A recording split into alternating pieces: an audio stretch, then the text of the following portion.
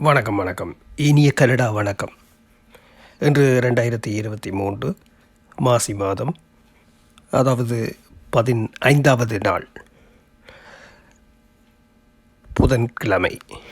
உங்களது தொகுப்பு, அதாவது உங்களது பதிவு, இந்த காதல் நாளை பற்றி பார்த்திருந்தேன். சொல்ல வார்த்தைகள் இல்லை, அற்புதமாக இருந்தது. 9 நிமிடம் 34 செகண்டுக்குள் ஒரு பதிவை பதிந்திருந்தீர்கள். அதோடு 10 பாடலையும் சேர்த்திருந்தீர்கள். 10 பாடலும் அருமை, அற்புதம்.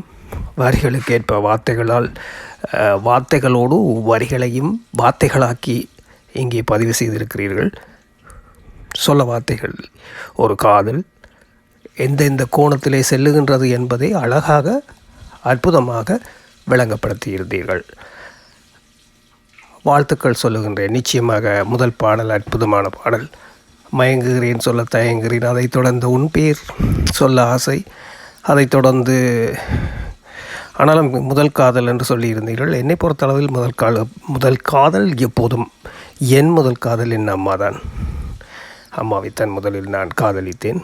பின்புதான் காதல் ஒவ்வொரு கோணத்திலும் சென்றது. காதல் என்பது தனிய காதலர்களுக்கு மட்டுமல்ல, எல்லா அன்பு உள்ளங்களுமே அன்பு கொண்டால் உலகமே அன்பாக இருக்கும் என்பது மறக்க முடியாத உண்மை.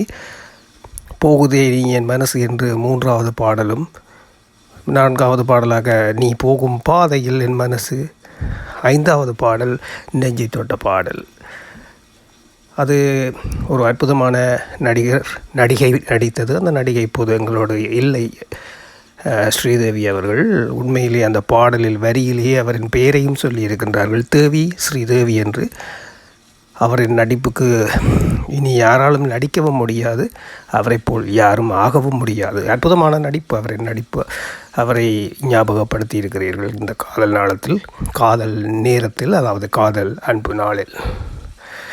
அடுத்ததாக அப்படியே அழகாக வரிகளோடு அழகான பாடலில் மாலைகள் இடம் மாறுதே என்று சொல்லி கொண்டு வந்தீர்கள். அதுவும் அற்புதமாக இருந்தது. எல்லா பாடல்களும் ஒருதலை காதல் பல பேருக்கு, அப்படி காதலில் பல விதம் இருக்கின்றது. உண்மையாக நிச்சயமாக நீங்கள் சொல்வது அத்தனையும் உண்மை. உண்மையை ஒரு 10 நிமிஷத்தில் சொல்லுவது என்பது கடினமாக அழகாக சொல்லியிருக்கிறீர்கள்.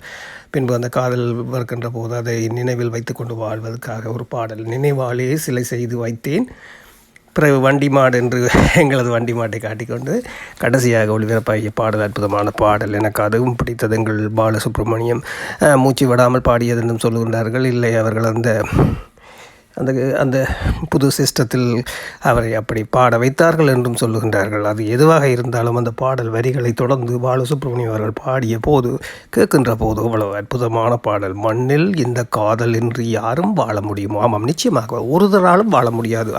அன்பு எப்போதுமே அன்பு தான். அன்பு இல்லை என்றால் யாராலும் வாழ முடியாது. ஆனால் என்னை பொறுத்தளவில் இந்த 14ஆம் தேதி தான் இந்த அன்பை எல்லோரும் சொல்ல வேண்டும் என்றில்லை. ஒவ்வொரு நாளும் சொல்லுங்கள் அன்பு. அண்ணனிடமோ தம்பியிடமோ மனைவியிடமோ கணவனிடமோ அப்பாவிடமோ அம்மாவிடமோ இந்த அன்பை தெரிவியுங்கள். இருக்கும் வரை வாழ்க்கை என்பது நிரந்தரமில்லாத ஒன்று. அன்பை தெரிவியுங்கள், அன்போடு வாழுங்கள். அன்புக்கு ஈடாக எதுவும் இல்லை. வாழ்த்துக்கள் தர்மா. மீண்டும் சந்திப்போம். இது ஆர் மோகன்.